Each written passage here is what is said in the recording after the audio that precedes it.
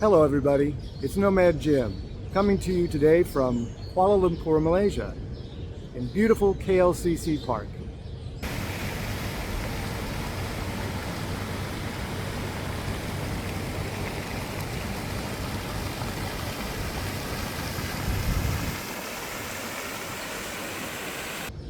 Being a full-time traveler sounds like a dream, and most of the time it is.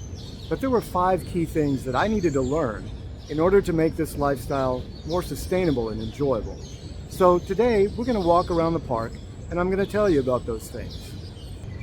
The first thing that I needed to learn was how to eat in a healthy way and in a way that won't cause me to gain a lot of weight. Now, as we all know, when we go on a vacation, a lot of times we don't really care about what we're eating. We say, hey, I'm on vacation, I can eat whatever I want, right? And you say, well, when I go back home, I'll buckle down and lose any weight that I may have gained. So that's usually how you do it on vacation. But as I've mentioned many times before, when you're a full-time traveler, you are not on vacation.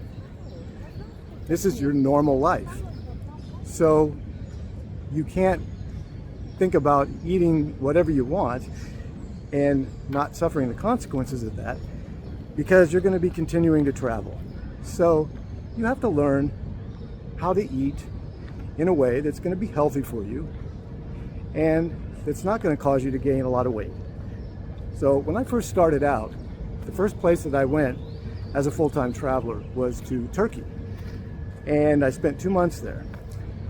And I loved the food, and that's where I first realized that I needed to make some changes, or else I was going to gain a lot of weight. So what I learned was that I really didn't need to eat 3 full meals a day. What I could do is just have a light breakfast, maybe some muesli, granola, or cereal, something like that, and then have 1 large meal as a late lunch. And then that way I didn't need to have a dinner in the evening. I could just have a snack, mid-morning snack, and maybe a mid-afternoon snack as well, some fruit or some nuts, something like that. And I felt full and had plenty of energy. I realized I really didn't need to eat that 3rd meal of the day. So by doing that, I found that I was able to keep my weight down, and as long as I was eating that meal as a healthy meal and having my snacks be healthy snacks, I was staying in really good shape and staying healthy. So it worked out really well for me. And another benefit from it was that the dietitian that I met with when I did my health screening here in KL, she told me that a good way to keep weight off and also to be healthier would be to do intermittent fasting. And essentially, that's what I end up doing by eating the way that I do. I only eat between 8 in the morning and 4 in the afternoon. So it works out well for that aspect as well. It's a healthier way for me to eat. And another added benefit to it is the fact that I don't have to buy dinner every evening. So I'm saving money by not eating that 3rd meal of the day. So overall, it's a great way to stay healthy, to not gain too much weight, save a little bit of money. So it's something I had to learn how to do. And once I started doing that, I found that it worked very well for me. An interesting thing that I've noticed is that when I go back to the United States, I gain weight. So the reality of it is, and it sounds like a joke, but it's really true, and that is that when I'm outside the US, that's my normal life. When I go back to the US to visit family and friends, that's like a vacation for me. And so I eat more, I eat things that I don't normally eat when I'm out traveling, and so I gain weight. So it's kind of a reverse sort of a thing. Now when I go back to my home country, that's like a vacation for me, and That's when I put on weight. The second thing that I needed to learn was how to occupy my time. Because like I said, traveling full-time or part-time is not a vacation. And even though you may occasionally do sightseeing or tours, it's not something you're going to be doing every day or even most days. So you're going to have a lot of free time to yourself. And so you need to figure out what it is that you're going to do with that time. And really, the best thing to do with all of that free time that you have now is to use it to do the things that you love to do, your hobbies, the things that bring you joy. So if you like to read, then maybe you do a lot of reading. Maybe you like to write. And if that's the case, then you do some writing on occasion. Maybe you go out for a stroll and get some inspiration for some writing that you might want to do. So that's something you can do. I enjoy hiking, so when I go to a new place, I get onto all trails and I find trails that I can do in the area. And then I go and check those out from time to time. And there may be some other things that you're interested in doing. And the point is that this is your normal life. So you're going to do the same types of things that you would normally do when you were back in your original home. You're just going to be doing those in a new place. So for me, like I said, I like to hike. I also like to go for long walks, fast-paced walks for exercise and just for the feeling that I get from doing that. I always love just doing that. It's very relaxing for me, as well as being good exercise. And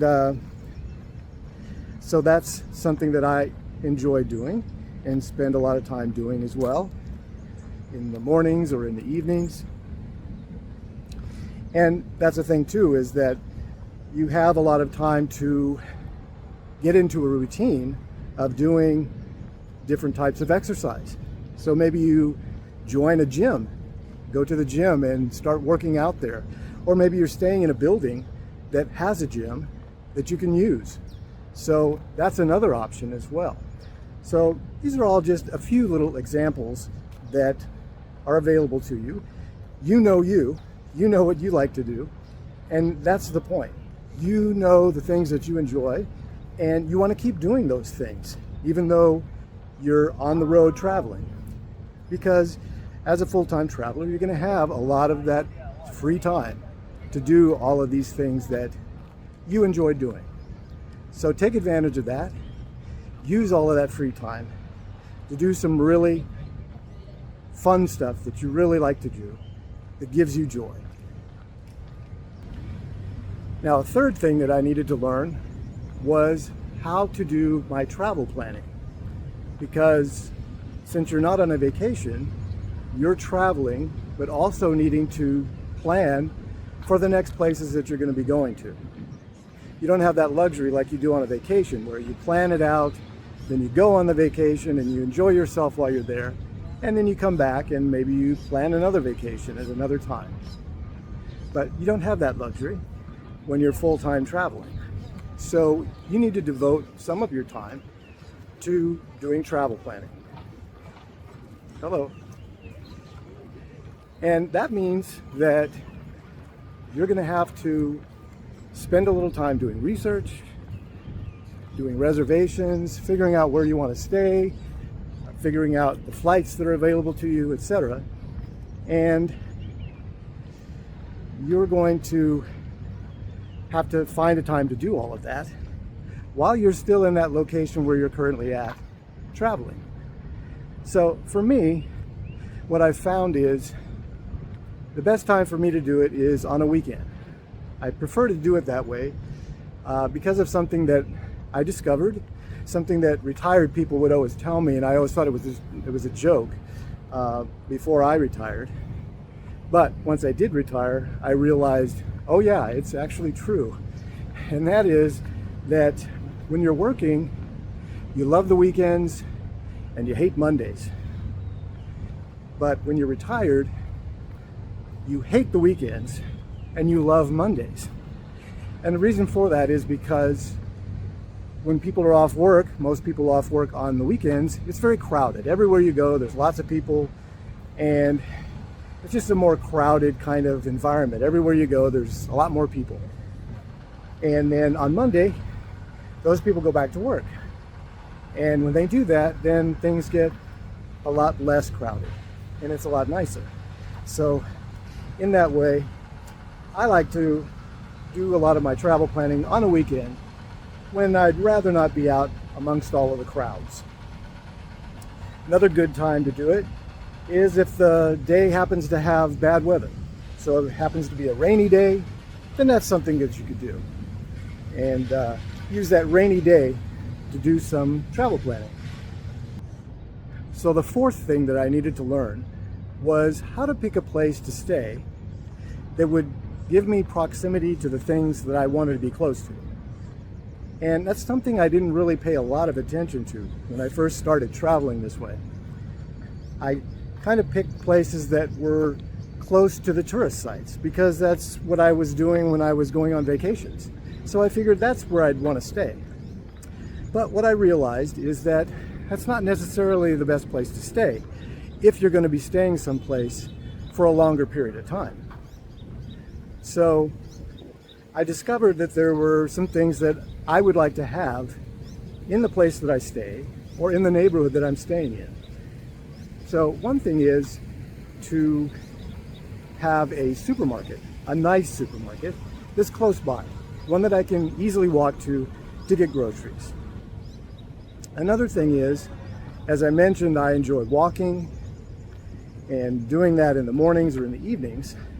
So I like being close to either a nice park where I can walk, or maybe a promenade that goes along the ocean, something like that. So those are places that would appeal to me. Also, I like being in a neighborhood that is not too far out from where the main touristy area is, but that also is not right in the tourist area. So somewhere in between that. And I found that, yeah, I'd like to have a little proximity to the tourist area, but I have on occasion stayed a little bit too far out.